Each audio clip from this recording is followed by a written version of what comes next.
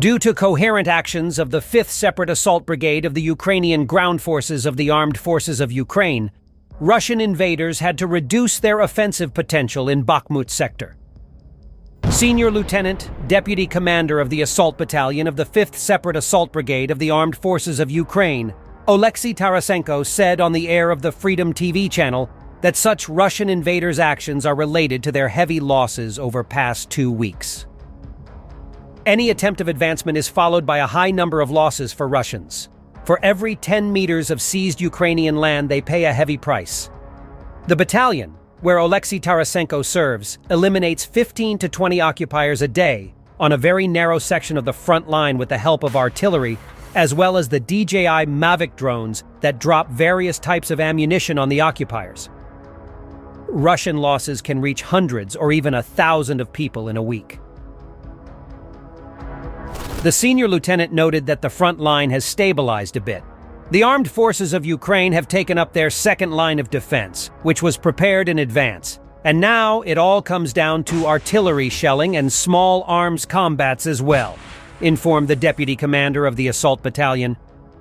According to Tarasenko, Russian invaders have not managed to break through the defense of Ukrainian troops anywhere.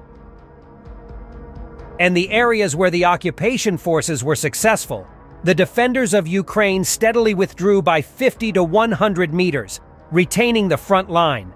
It was very difficult for the occupiers, because their infantry worked without armor. The serviceman believes that the offensive potential of Russian army has decreased a bit near Bakhmut, either due to the enemy's regrouping or due to the expectation of replenishment in equipment. Meanwhile, after regrouping for about 2 weeks, Russian troops have attacked Ukrainian positions near Avdiivka again, resulting in intense combat as Ukrainians beat back Russian assaults on the town. Ukrainian fighters from the 47th Brigade recently posted a video showing how they spotted one such assault unit that tried to hide in the basement.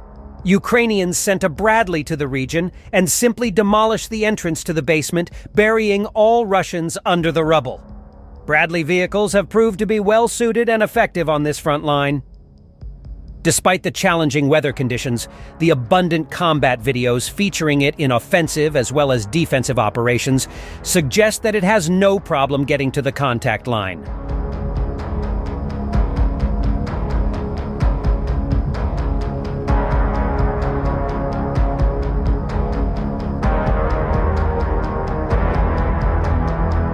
A Ukrainian drone filmed Stepo from above, showing the scale of destruction.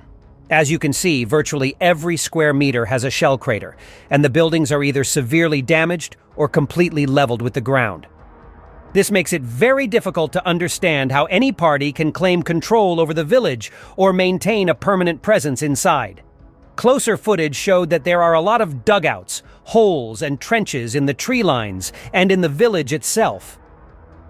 Usually, there is one big trench with at least one shelter, which is surrounded by a lot of dugouts, which allows to disperse when facing an attack, giving Russians less tactical freedom. These trenches in the gray zone are precisely where Russians are trying to establish their positions by sneaking in at night. As I showed you last time, Ukrainians are detecting them with thermal cameras and destroying them with mines.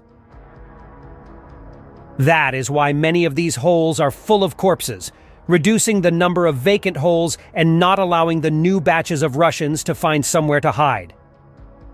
Moreover, Ukrainian fighters from the 47th Brigade reported that they recently received a new delivery of drones, so the Stepov area became even deadlier. Nonetheless, Russians recently conducted a series of mechanized assaults.